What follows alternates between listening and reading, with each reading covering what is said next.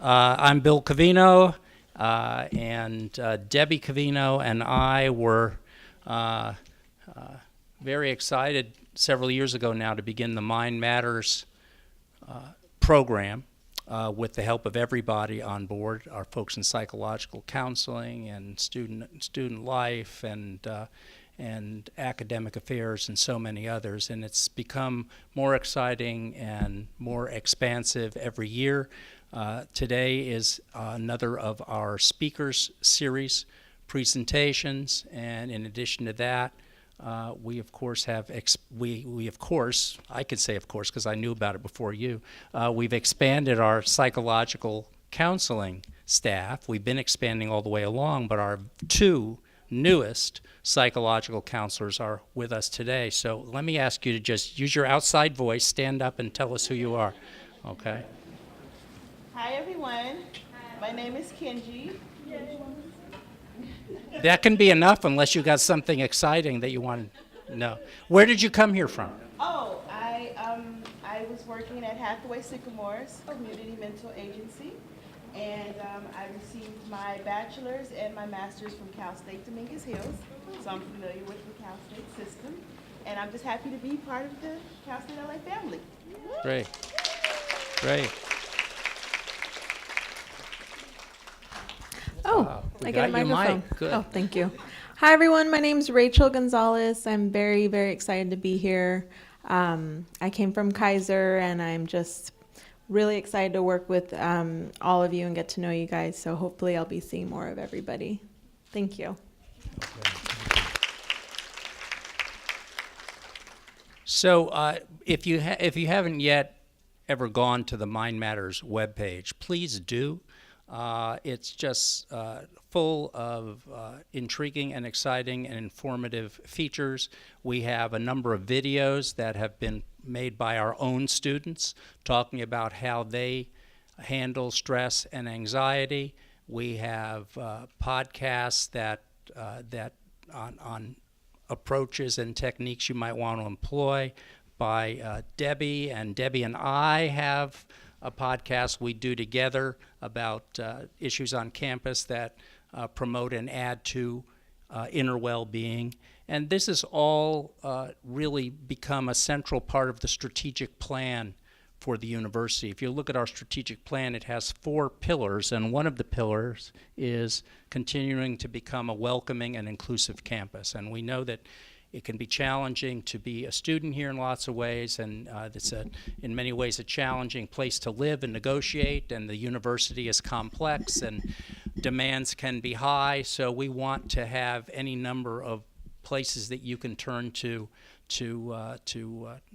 find some perspective on it and to continue to forge ahead and be successful.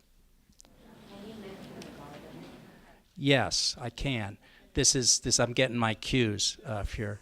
We are also going to break ground soon on a well-being garden. It'll be in between the Career Center and the Health Center, and it will feature a wonderfully tranquil environment for all of you to take part in the course of your busy day. And we've just approved plans for what we call a well-being classroom, which will be our first classroom that features state-of-the-art materials, wonderful aesthetics, and features for all kinds of classes and lots of interaction. I think that you'll find that an exciting place too. So we're changing the atmosphere here, and today we add to all that's happened with a particularly important and wonderful presentation. I'm here to introduce Paramita Choudhury, who is a licensed acupuncturist, a physician of traditional Chinese medicine, a Buddhist chaplain, and a mindfulness meditation practitioner. Try and get all that on a business card, right? That's great. She graduated from Johns Hopkins University and holds master's degrees in psychology from Stanford University, and in traditional Chinese medicine from Yosan University. Progha has firsthand experience with the healing effects that can result from the practice of mindfulness. I've slowed down both my breathing and my speech just introducing her, so I'm already experiencing greater tranquility. The inner peace, outer peace, introduction to mindfulness meditation class that she launched 4 years ago at her clinic has been very well received. Mindfulness is a term that's used a lot, but what does it really mean? What can it mean? From where did it originate? What can mindfulness offer you? How can you access it in your daily life for help? Help with managing stresses and demands associated with the rigors of academic success.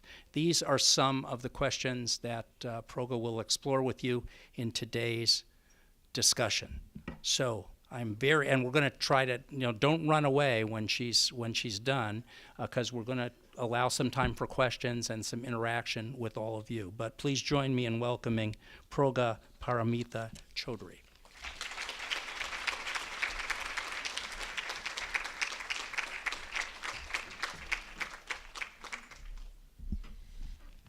Hello, my name is Progha once again, and I'm just so delighted and honored to be here with all of you. I've just felt such a warm reception, and I just can feel the vibe of the students here, and just really happy to be here with you, so thank you.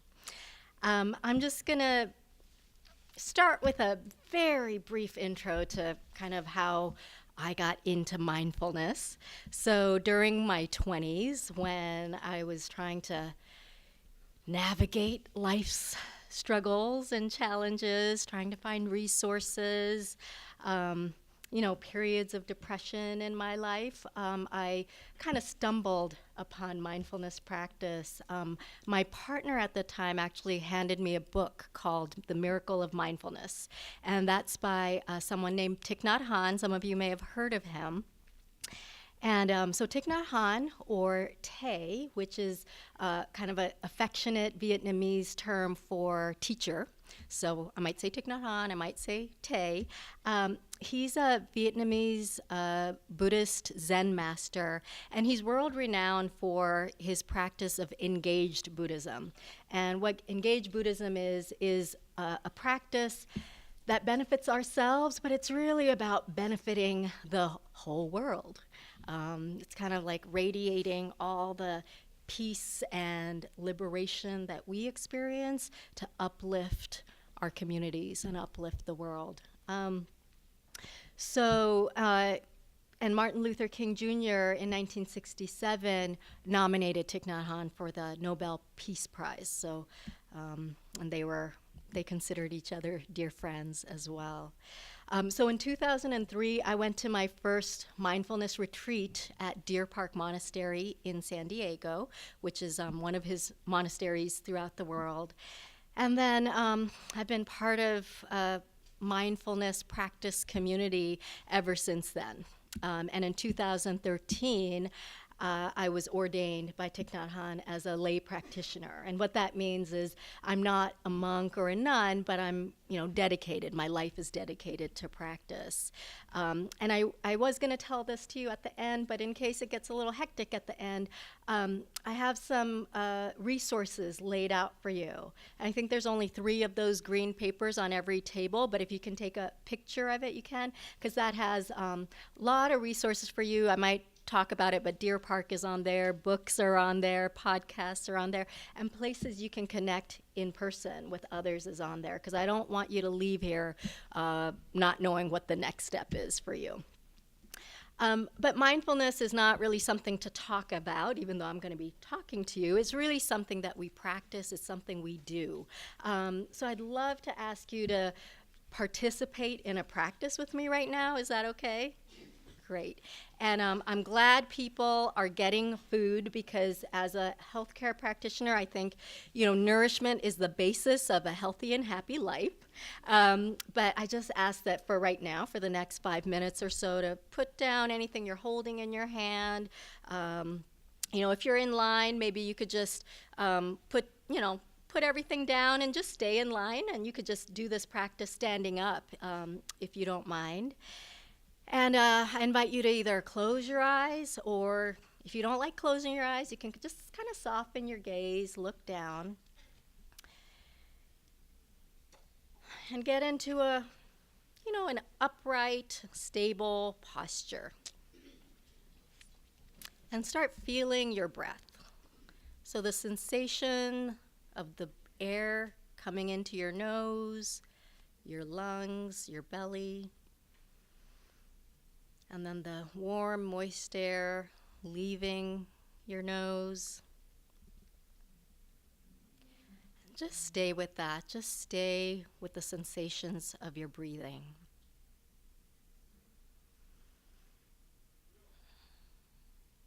And how often do you get a chance to just sit and rest like this? There is nothing you have to do right now. It's just a gift you can give to yourself. This time to stop doing, stop running, stop needing to be someone, and just be. So I invite you to also bring your attention to your body. Feel your body right now from the inside out. You can feel your seat supporting you, the ground holding you up, feeling the contact of the ground with your feet. Notice areas of your body that feel relaxed and at ease.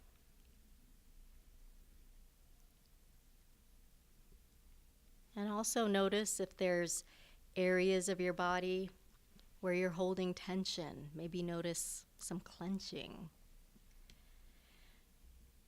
Maybe your neck, your eyebrows, your jaw, shoulders, your throat or your belly. So we practice like this. Breathing in, I recognize areas of tension in my body. And breathing out, I let the tension go into the earth. And you don't need to force it. Just notice and perhaps let just the top layer of tension melt away into the earth. And as we connect, make this contact with the earth, we know that the earth is what supports us. So maybe you want to imagine some roots like a tree growing through your feet and into the earth. Everyone and everything that's ever lived has come from the earth and goes back to the earth. So our roots in the earth connect us to all beings, all of our ancestors, everyone who's gone before us. That includes our blood ancestors, our land ancestors, including the Kizh, the original indigenous inhabitants on this land, and all the different people of so many different ethnic groups and walks of life who have built this part of the world that we live in. And also our spiritual ancestors, whether it's people in our personal lives or people we look to in history for guidance, who have influenced us and given us comfort and shown us the way in this life. So in this moment, we can let in and hold the gratitude for all of our ancestors, our blood families, our chosen families, our adoptive families, our friends, mentors, teachers, everyone who's helped us get to this moment right now, knowing that they're all here with us. So we can take in and feel gratitude for the strengths and gifts they have passed on to us. And then we can release any suffering they've had or have transmitted to us into the ground, because we've received both. So breathing in, holding all the gifts that we've received from all of our different ancestors, and breathing out, releasing back into the earth any suffering and difficulties that have been transmitted to us.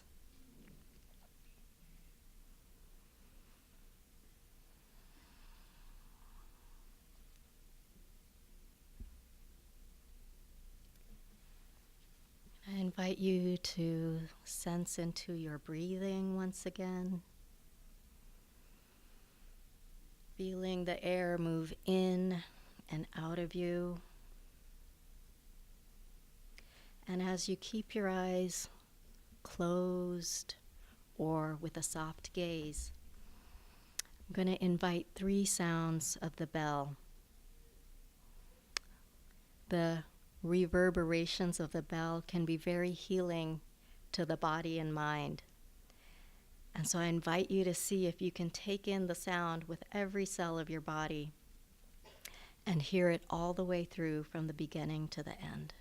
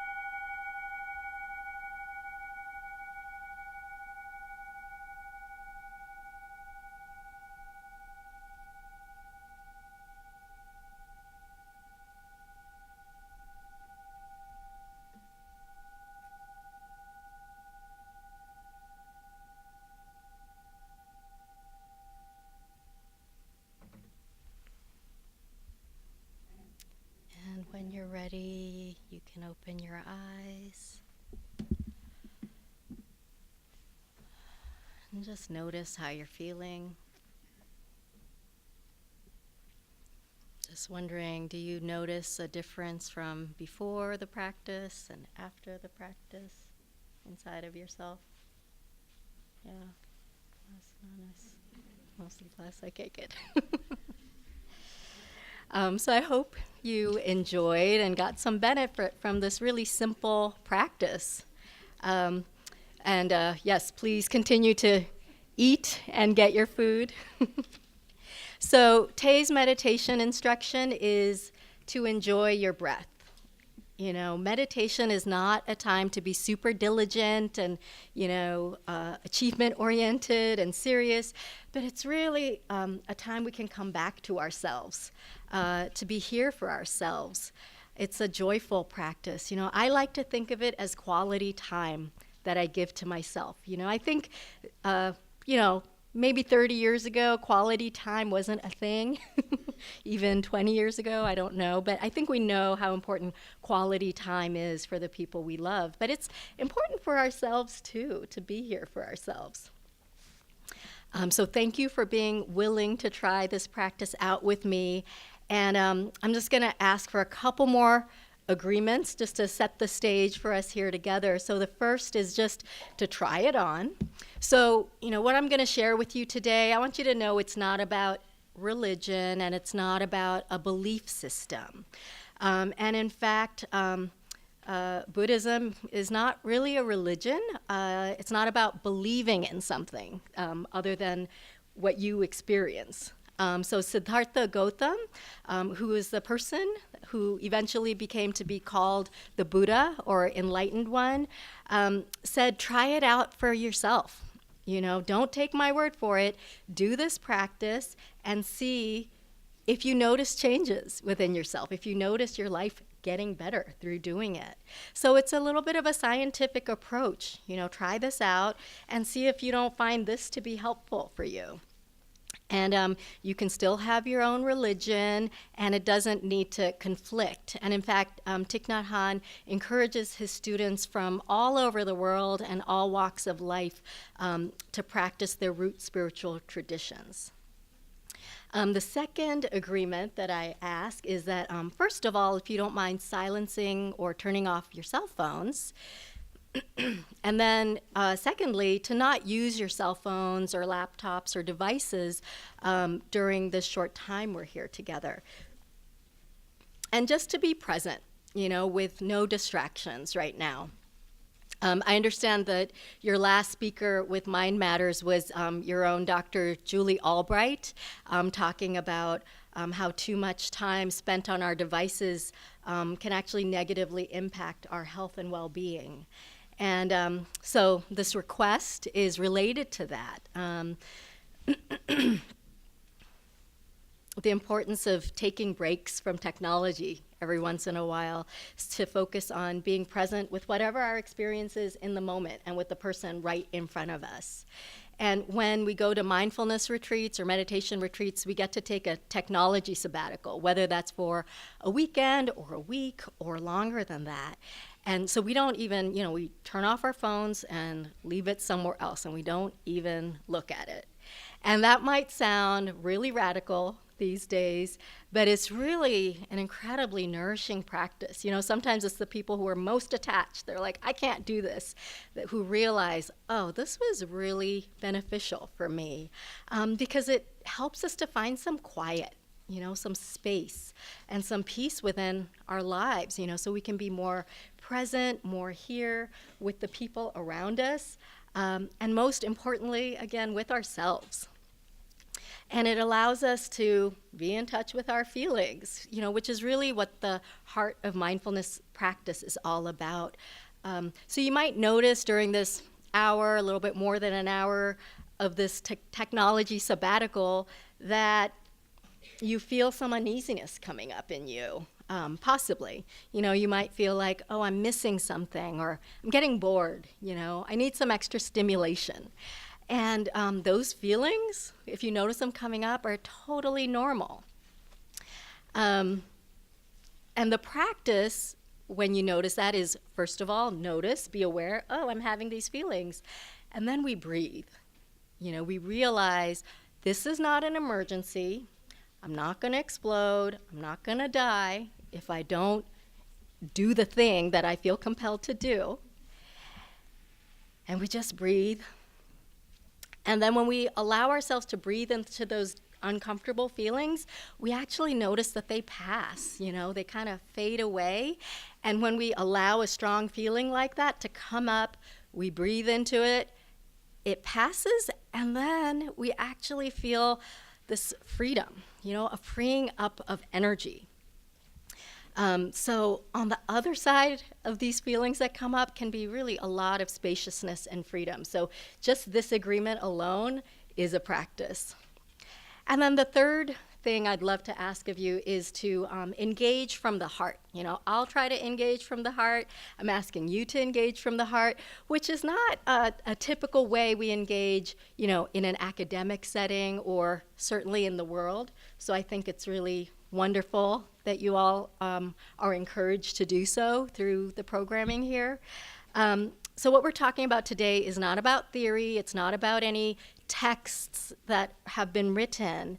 But it's really about how do we live our lives in such a way to generate happiness for ourselves. And so, again, from the heart rather than from a theoretical or analytical place. And one way to think about, or to kind of understand, like, I don't know where it's coming from, is we can ask, does this question or this inquiry that I'm having, does it have to do with, how to help me live a happier life and how to live a better life? I feel like a lot of times when we come from the head, it's about tearing things down. Right? Like, I don't agree with this, I don't like this theory. But, when we're coming from the heart, it's like, does this have something to offer me? Can this help me in some way? So are these 3 agreements something that you all feel good about? What were they again? Try it on, technology sabbatical, and coming from the heart. Can I see thumbs up? Thank you. Any other agreements that you feel like you want to put out there to help you have a kind of a safer and more engaged experience? All right, great. Thank you. So I was asked to come here to speak about mindfulness with you, and I want to ask, with a show of hands, how many of you have heard about mindfulness? Okay, good. It's not a new term for a lot of you. How many of you have practiced mindfulness in some form? Okay, it's a good number, 40, 50%. And then how many of you think you might benefit from learning something about mindfulness? Okay, I'm glad. Some of you are here for extra credit, and that's okay too. So mindfulness seems to be kind of a trendy word these days, but the roots of mindfulness come from India from over 2,500 years ago with a young man named Siddhartha Gautam, who again eventually became known as the Buddha, or awakened one.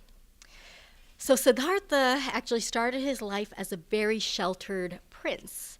But as he started getting older, perhaps about the age of many of you here who are students, maybe a little bit younger even, he started getting disenchanted because even though his parents really tried to shelter him from the realities of life, he noticed that there is suffering in the world. He noticed that there was suffering all over his kingdom. And he wanted to know, is there any relief, from this world of suffering? So he actually left the kingdom, left, the shelter of his palace and parents, and just wandered out. And he made a lot of wrong turns and mistakes, as many of us do, before he came to discover some really profound truths.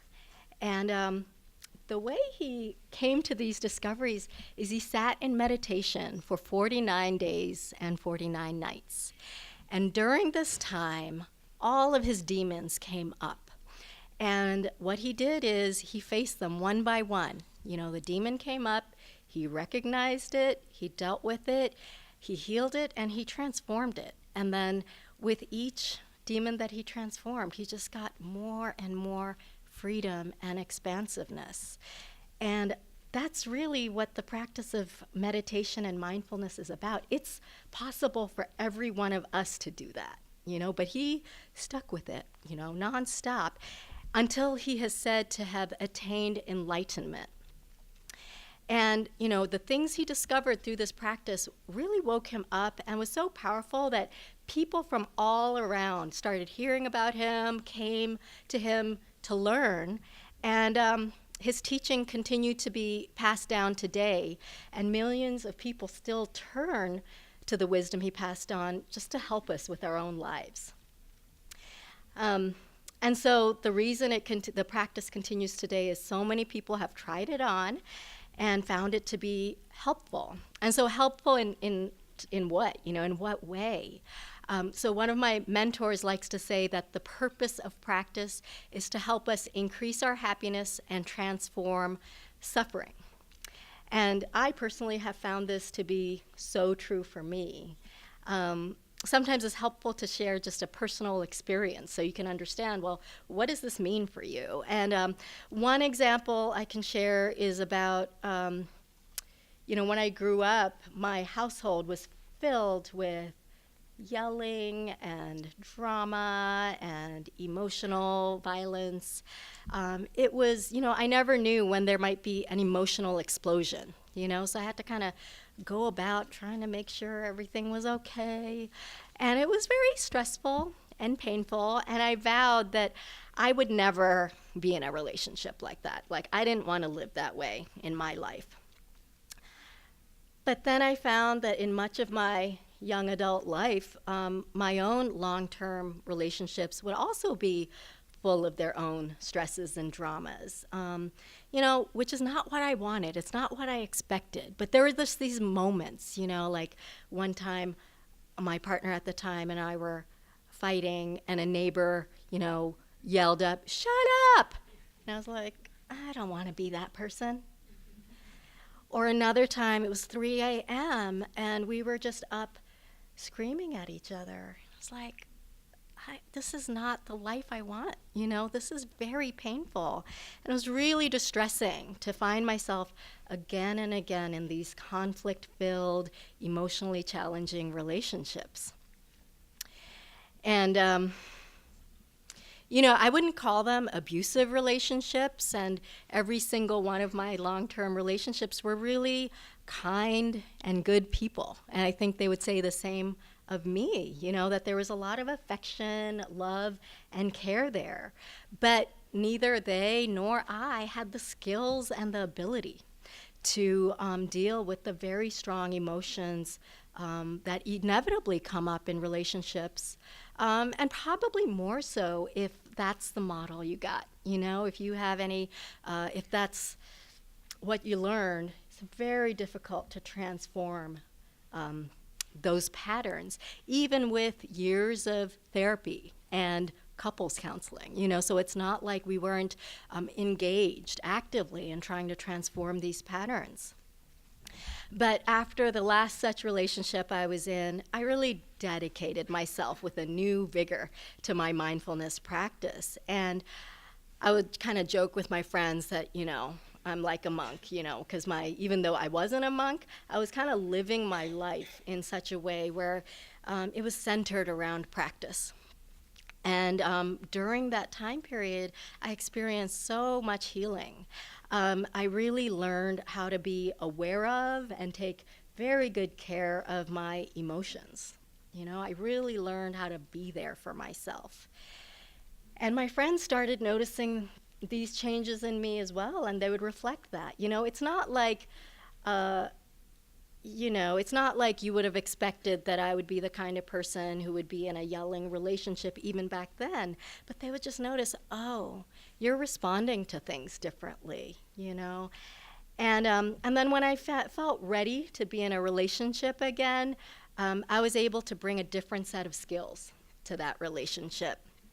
And for the first time in my life, felt like this is a truly healthy relationship, one that I feel happy about and proud of. And it's not that we don't have conflict. Every relationship has conflict. But I can say that we come out of those conflicts with more connection, more understanding, and more healing, because we apply mindfulness to those patterns. So instead of it being like, oh, there's a conflict, we need to bury it, we need to get past it, we delve right in, like, what is this about? What's going on in me? What's going on with you? We take the time we need for ourselves to understand ourselves, understand the other person, and then we give each other the love that we didn't get. So we start off with, oh, I see this pain in me. We call it a seed of suffering. Like, oh, there's a seed of suffering in me. And first I bring nourishment to myself. Like, oh, I see this is what it's about. I even see where this came from. Maybe not, but oh, I'm suffering. Let me give myself some care. And then I think about, what's the suffering in you? And maybe I have to go and ask, or maybe I know, or have some understanding. And then I can have some care for her. Say, oh, you're suffering too. And then we can come together and share our suffering with each other and get that reflected back, So she reflects back and gives me, the care and the attention perhaps that seed in me didn't get, and I do the same. And then there's this, like, you can feel tingling in your body when that happens. You're like, this, wound that I had, it's let go, it's unraveled. And it's kind of the process that the Buddha went through, right? Just kind of one wounding at a time. You can heal it and let go, and that brings freedom to you. So I share this to say that mindfulness changes lives, and it rewires nervous systems. And because of how helpful it's been for me, I love to share it with others. I want to let others know this is possible. So the Buddha talked a lot about suffering, because one of the insights that he passed down was about the Four Noble Truths. So the first is that there is suffering. We're all human beings, we're all living beings, right? So we all get sick, our bodies get old, and we eventually die. None of us can avoid that.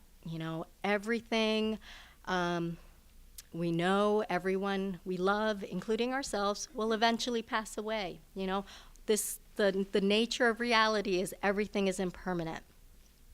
So there is suffering. And the second noble truth is there is a path that leads to suffering.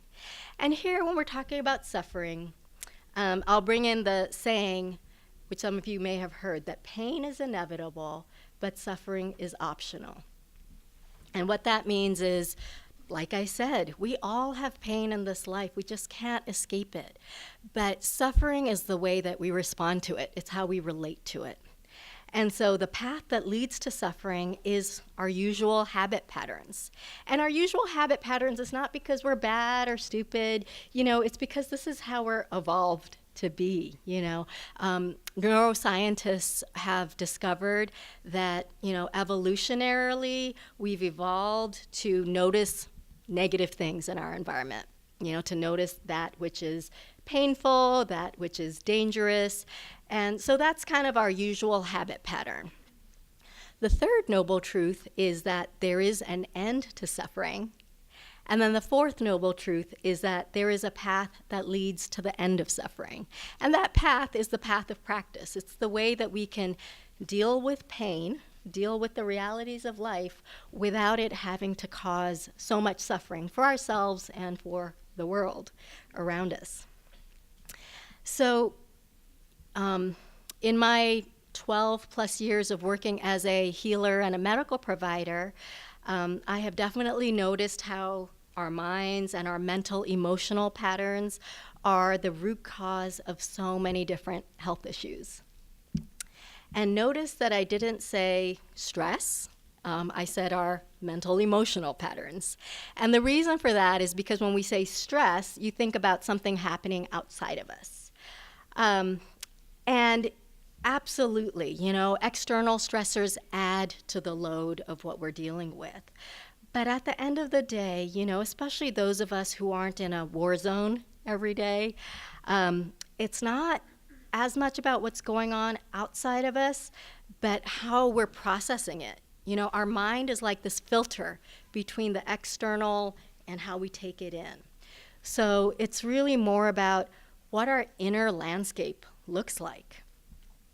Is our insides, is our mental state a safe and comforting place to inhabit? Or is it scary? Is it not a very happy place to be? Is our inner environment a place that actually nurtures our health? Or can it actually cause dis-ease or disease in our bodies? So again, even though difficulties, pain, suffering is a part of any human life, we actually have the capacity to find happiness and freedom that's not fully dependent on what's happening outside of us. And mindfulness gives us some tools, some real concrete skills to work with our own minds, to heal ourselves and to stop our mind from continuously creating patterns of ill-being, and to nurture a safer and more peaceful inner space.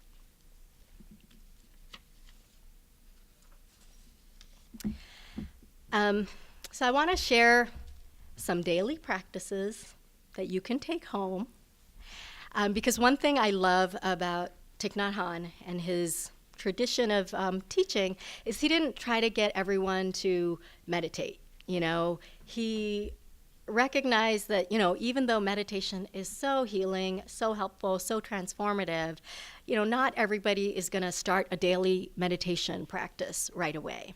So he teaches people how to bring mindfulness into their daily lives in a really accessible way.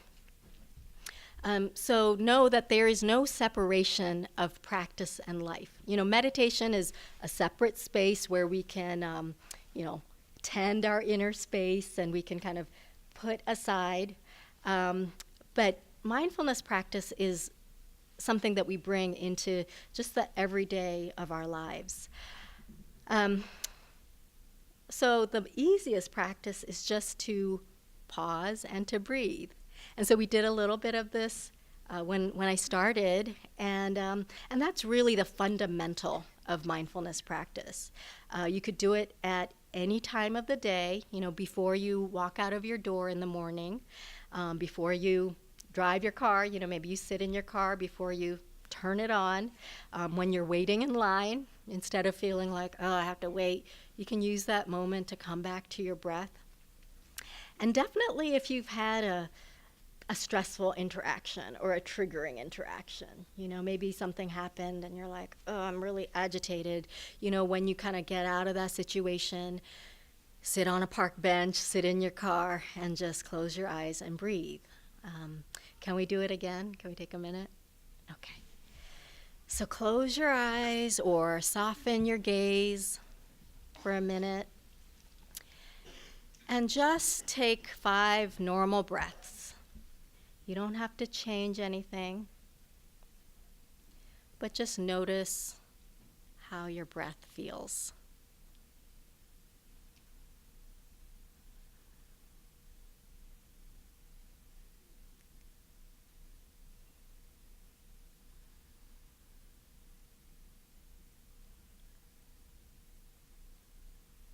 Do you notice a difference even with this small pause?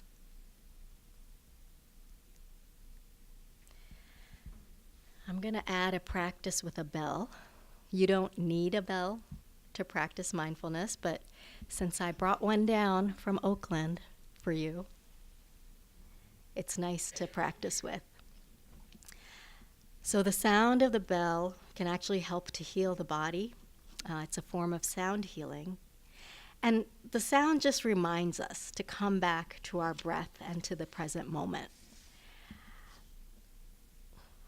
So at Deer Park Monastery, we have bells throughout the day. We're not meditating all day, but we do walking meditation, we do eating meditation, everything that we do, we have working meditation. So it's just like whatever we do, we bring mindfulness, the energy of mindfulness to it.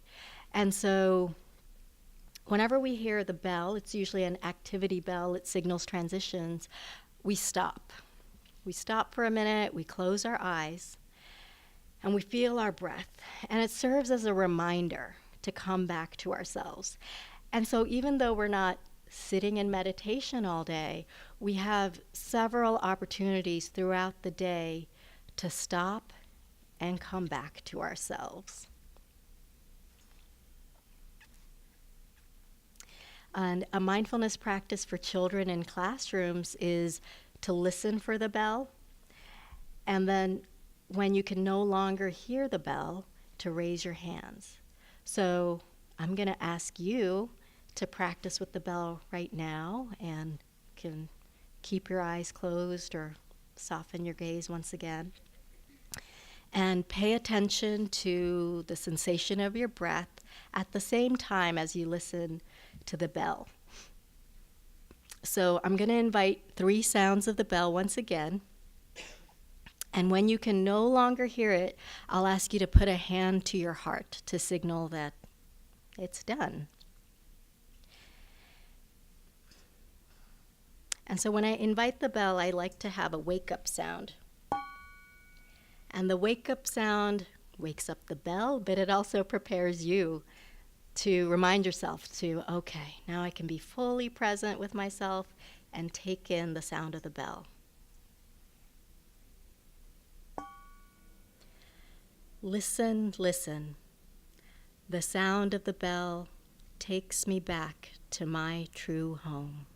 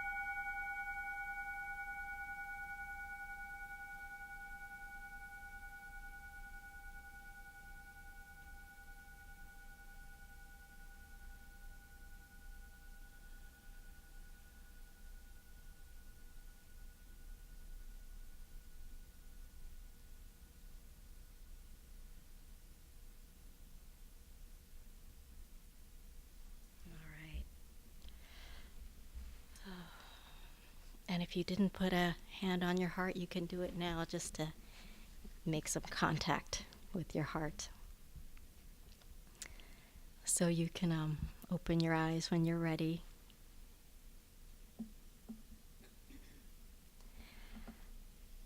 So I'll share a few different ways that you can bring mindfulness into your daily life besides stopping and pausing and breathing.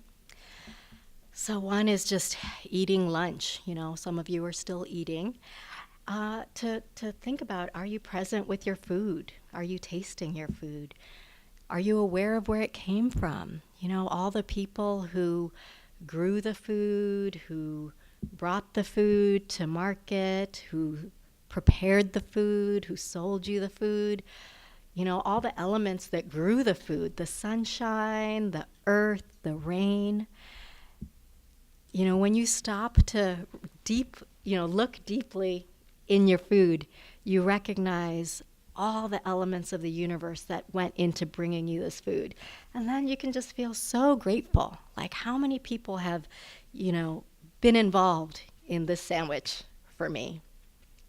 Or just when you take a shower, so many of us, there are all these products that smell really nice, but do we get a chance to really take that in? When we take a shower and we have hot running water, do we recognize, kings and queens 100, 200 years ago did not have hot running water, but we get to have hot running water today.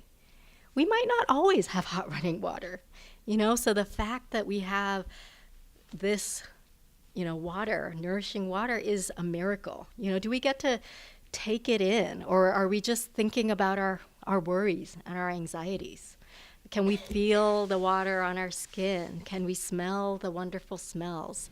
So really, we have these opportunities throughout the day. Anything can be a practice. Even going to the bathroom, because at Deer Park, they have little signs. They're gattas. Gattas are little phrases of mindfulness. And so it's just kind of reminders of how to practice throughout the day. So we have them on the mirror, kind of about remembering where water comes from, or about, they're in the bathroom stalls when you go to the bathroom. It's like everything that we do throughout the day can be about bringing mindfulness in. And, you don't have to stress out about feeling like 24 hours a day, but if you choose one activity, maybe it's before you open your computer, like we know that the computer can sometimes be a rabbit hole. If we just set the intention, I'm going to breathe. This is what my task is right now. This is what I'm going to do. It might be when we're driving, because we do a lot of driving here in LA. I used to live in LA, so I know.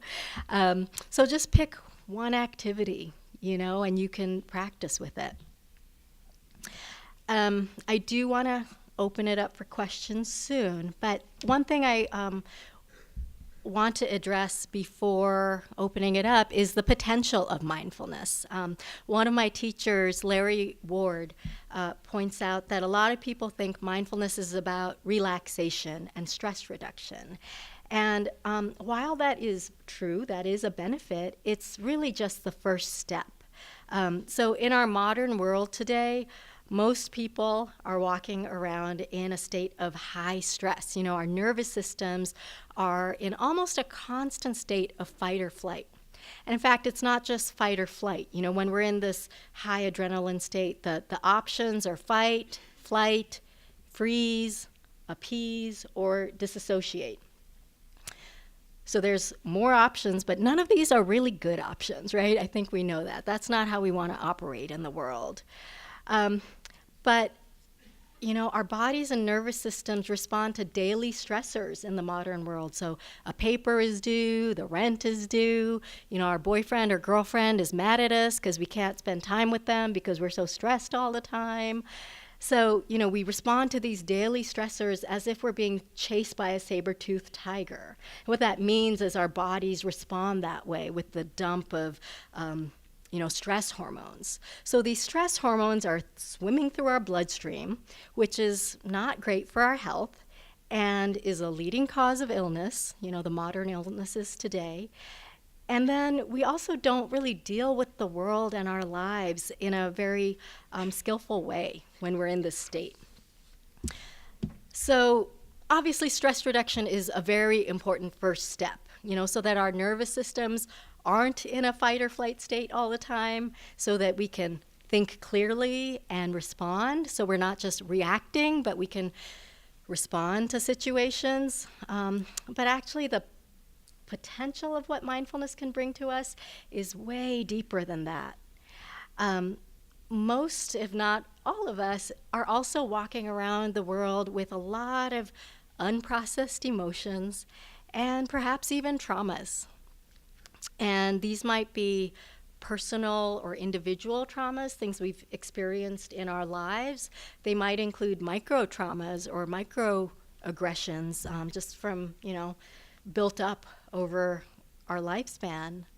These traumas can be familial, so things that have happened to our parents or other family members, and also historical, things that have happened to our larger communities and in our larger communities. So even if, I myself have not encountered much trauma, personal trauma, researchers are finding out that the trauma of our ancestors actually lives in our DNA. We can't escape it. It's in our cells, unfortunately. And I want to point out that trauma is experienced not just by the so-called victims of traumatic incidents, but also by those who might be labeled as perpetrators of traumatic incidents. Because you can, think about what kind of disconnect from one's humanity and one's heart needs to happen in order to inflict violence on someone else. So whenever there's a history of violence and trauma, or oppression, or domination, you have some degree of historical trauma, whatever your relationship to that history might be. So, there's all these unprocessed emotions, unhealed trauma in our world, and no one can escape it because we're all part of this same world. We're all interconnected.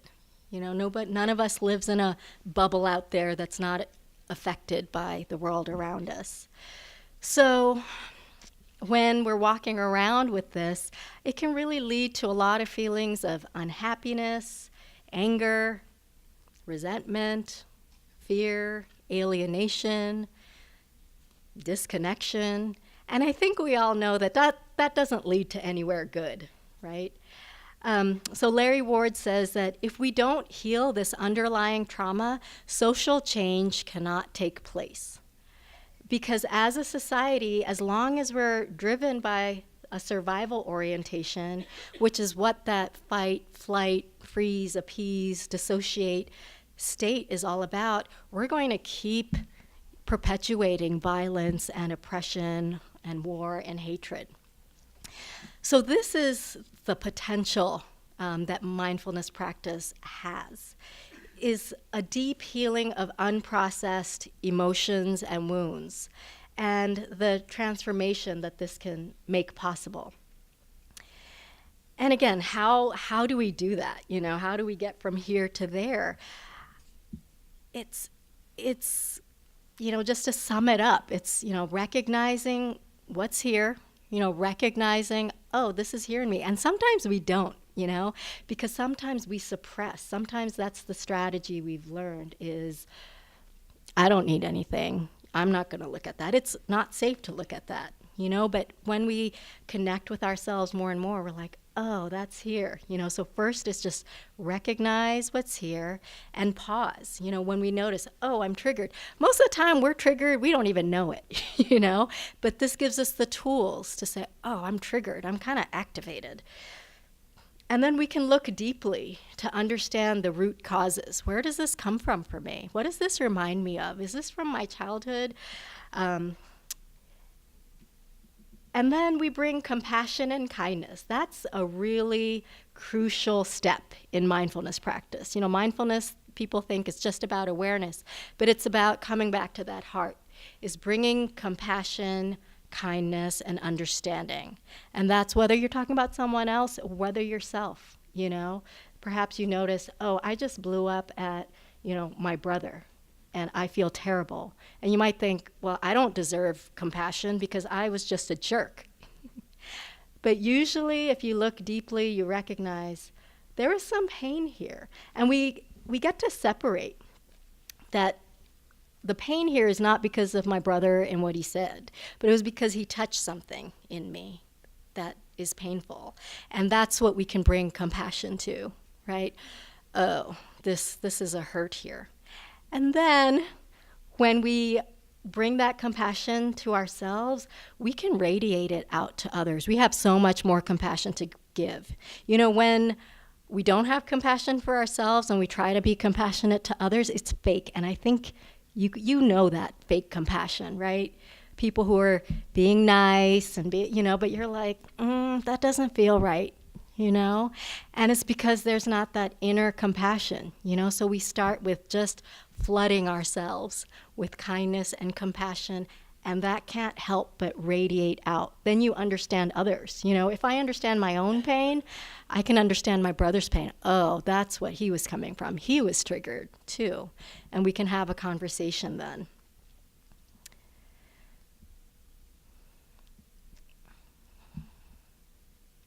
So there's been a lot of research, about mindfulness, like hooking up monks to machines that measure brain patterns. So, there's a lot of evidence that mindfulness practice can actually rewire our brains and our nervous systems. And so again, this is what I've experienced in my own life because I've had, all of the above, personal, familial, and historical experiences of violence and trauma. And so for me, the practice of mindfulness has been about so much healing, transformation, and freedom. And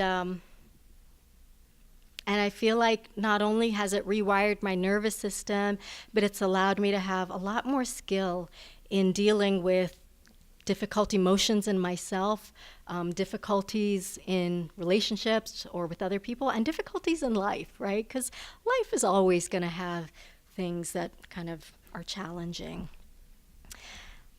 So I did have one more practice I wanted to do, but I really am curious about what questions you have on your heart. So I know we don't have that much time left. So I really want to hear from you. And, I would like to ask that the questions you ask be a question that you can't Google the answer to, but one that you feel like might help you in your own life. And usually those questions can help other people as well. And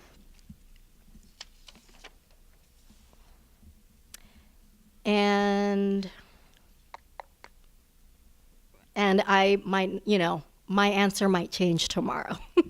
So in this process, my hope is that it awakens your own inner wisdom, and just kind of can be a dialogue to help you answer your own questions.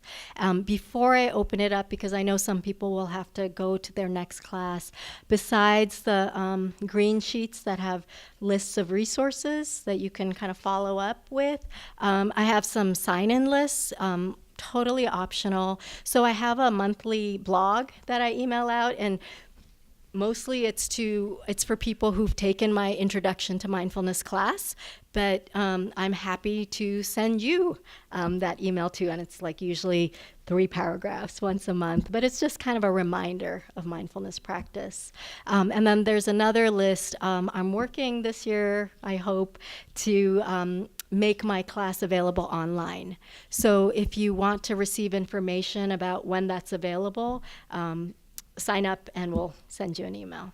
So thank you so much for your kind attention and being here.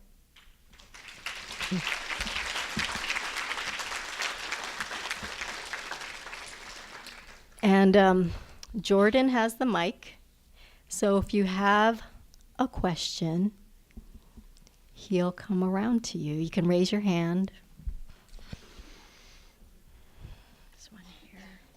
There's one. That one, and then here.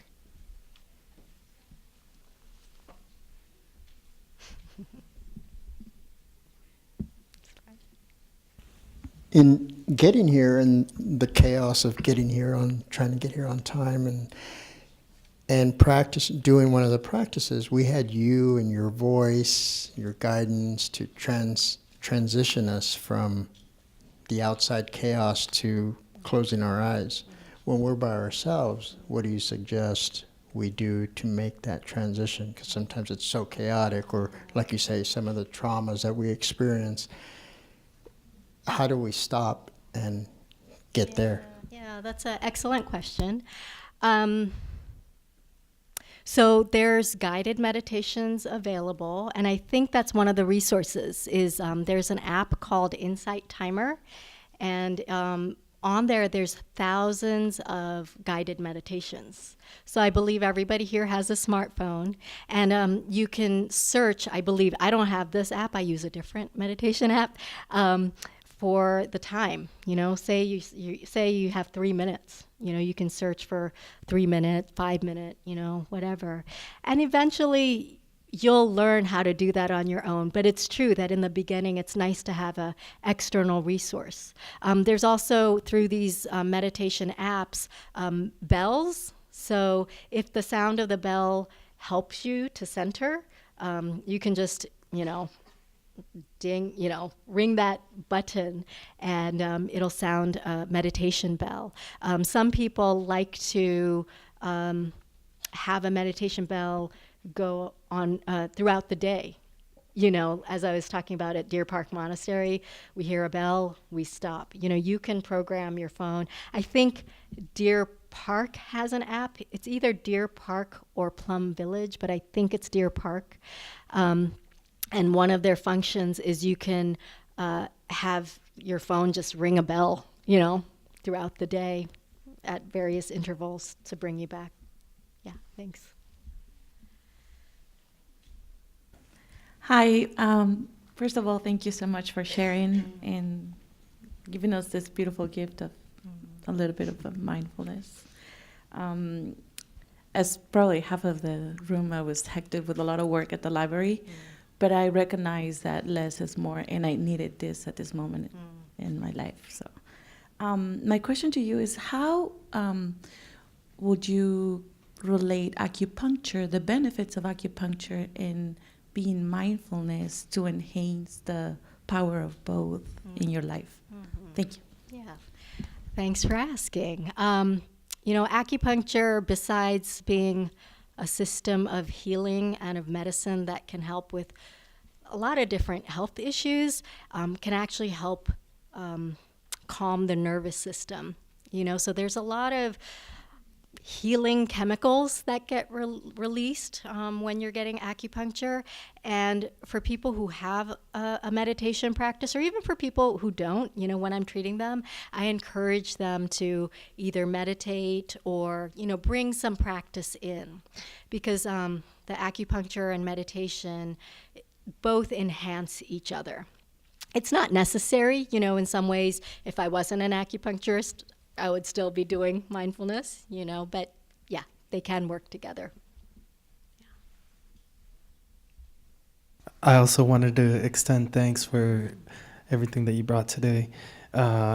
and I'm wondering about a meditation retreat that I heard about that takes place at 29 Palms. If perhaps you've heard of it, it's a 2-week meditation retreat, and what your thoughts are on that, if you would recommend that to us. Or I have not heard of 29 Palms, unfortunately. There are a lot of resources out there. So I do encourage you to look out there. So again, on the resource sheet, I have a list of what's called sanghas, or meditation groups. And they're groups that just meet usually in people's homes a lot of the time. And you can just show up and you don't need any experience. It's very informal in our in Thich Nhat Hanh's tradition. It's like super grassroots. And you can go to the Deer Park website and they have retreats and they open up for just, Sundays to the public. So I'm afraid I can't speak to that specific one, but there's definitely a lot of wonderful resources out there. Yeah. I think I saw a question there.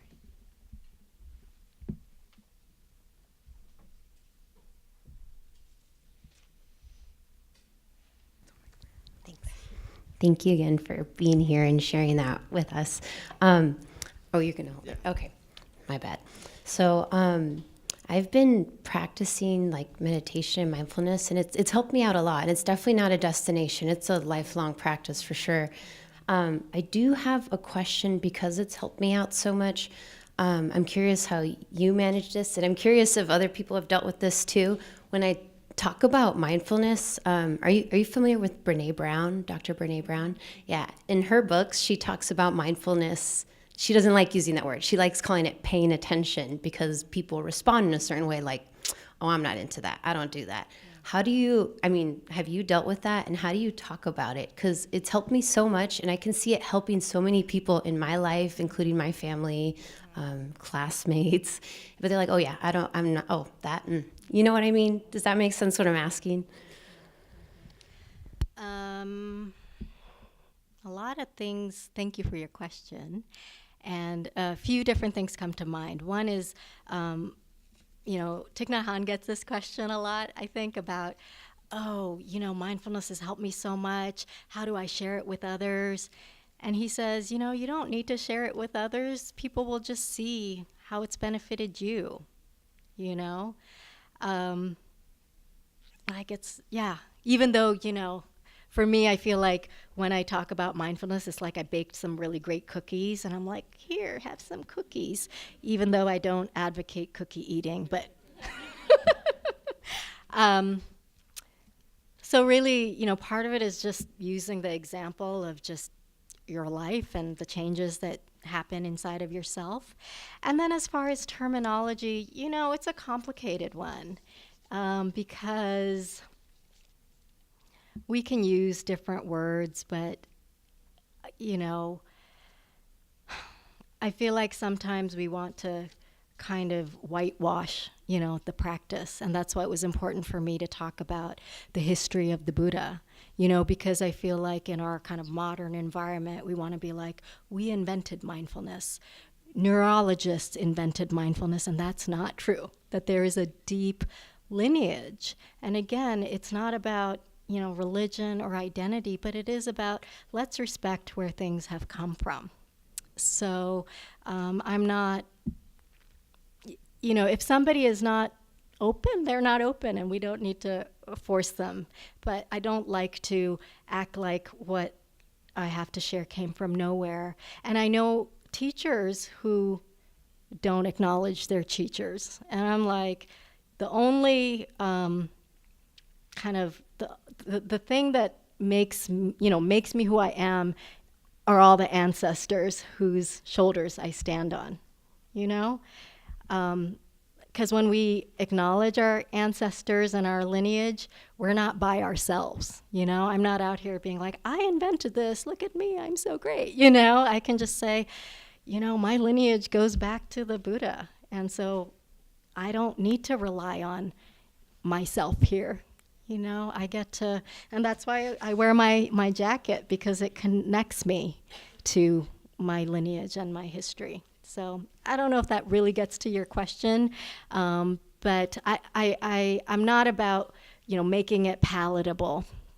Does that make sense? And this same thing happens with yoga, where people, there's, yoga is of so much benefit, but people want to disconnect it from its roots and history and ancestry. And I think that's a real disservice and disrespect. So, thank you. We have a question here and in the back.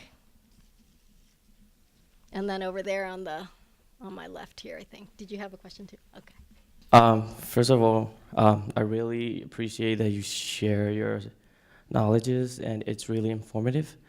But there's one thing it's really bugging in my mind is that I came from Asia, and I used to practice mindfulness like seriously in a forest back in my country. And what happened is that the real reason of mindfulness is to get inner peace and to overcome our outer peace, and in the end, we're so peaceful and relaxed. But sometimes, like when we practice our first mindfulness technique, I don't feel like I'm really relieved after I practice it, because, like you said, we're fighting our inner demon, so that after that practice, I felt like really tired and suffocated. And have you ever encountered those moments, and how do you overcome? Yeah, I love that question. Thank you. Tara Brock, who's another meditation teacher in a different lineage, shares a story of this gentleman who was in therapy, psychotherapy, and his therapist said, you should go to this meditation retreat. You should practice meditation and you'll feel better. So then he went, and apparently this is somebody who went to one of her retreats, I believe. And, he had this experience, and he came back to his therapist, maybe it was a week-long retreat, and he said, you said I would go to this meditation retreat and I would feel better, but I don't feel better. I had so much anxiety, so much sadness, so much, all of this stuff. And his therapist said, yeah, you're feeling better. You're feeling your anxiety, you're feeling your sadness, you're feeling your fear. And that's why I say mindfulness is not about relaxation. It's not this like, oh, I just need to feel better. It's about deep healing. And so in order to get to that place, we do need to face our demons. So thanks for that question.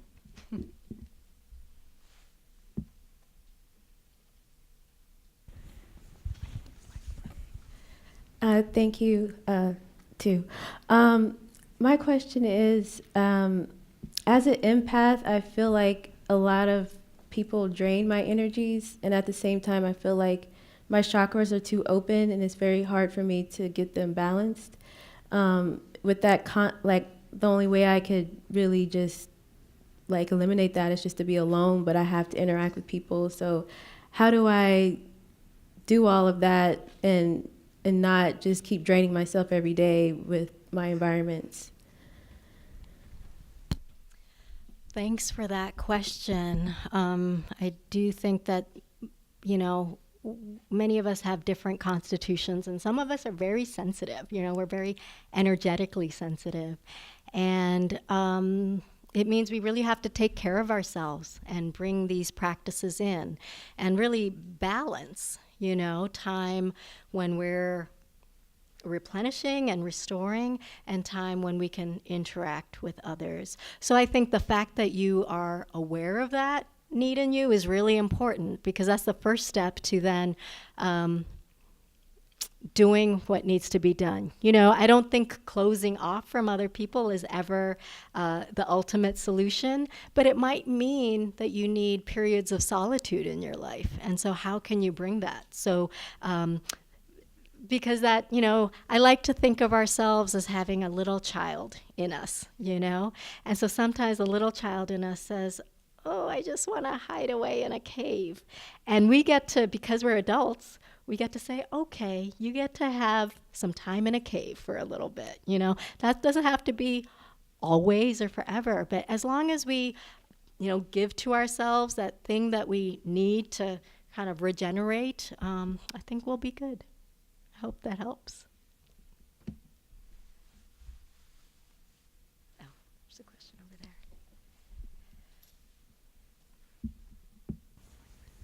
Hi, thank you for coming. So, the one thing that really stood out to me when you were speaking was when you were talking about how we receive traumas from our ancestors.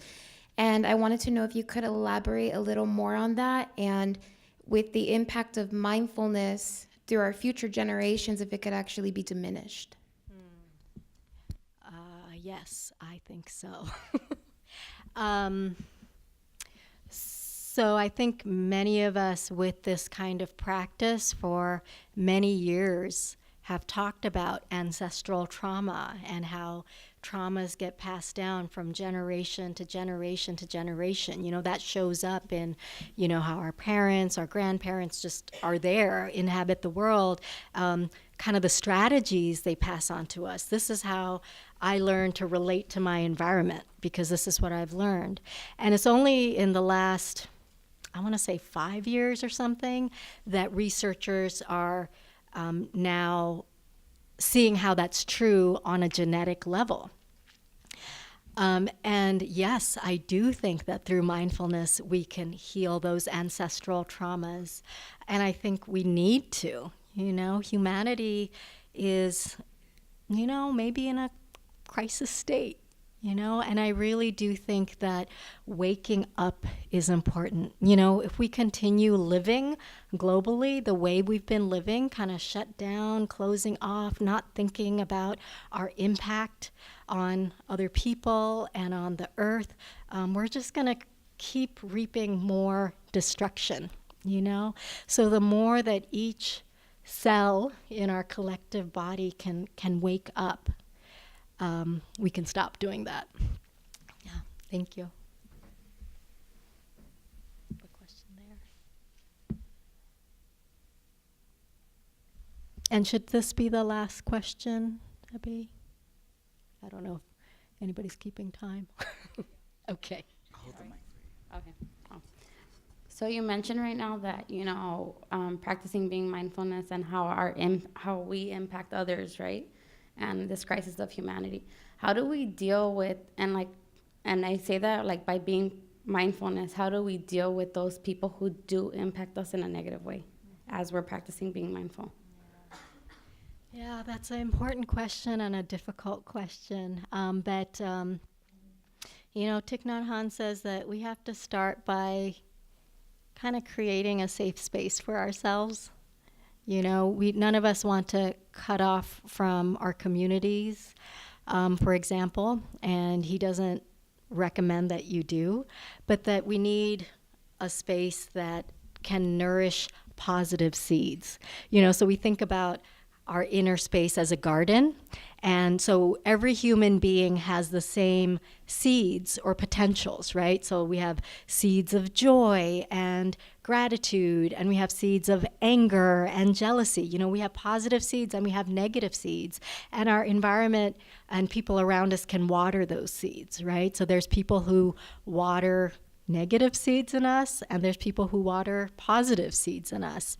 And it's helpful to know the difference, you know, and sometimes, again, you know, part of practice is tending our own garden. You know, it's kind of like I'm an adult person and I can be in charge of what I develop. You know, and so if I have an external garden, I'm like, I'm going to pull out these weeds, I'm going to put in these seeds, I'm going to water this, and I'm not going to water that part. And so we get to do the same thing for ourselves. So we don't have control over other people, but we can have control over, you know, just knowing who's watering positive or negative seeds in us. And then when we have more resource and capacity, then they might not water those negative seeds in us. We have a little bit more strength so that we can interact and maybe have understanding of them and bring compassion to them. But I don't expect anybody to have that right away. Does that make sense? All right. Thank you all so much for being here, and many blessings. I wish you a lot of goodness. Thank you.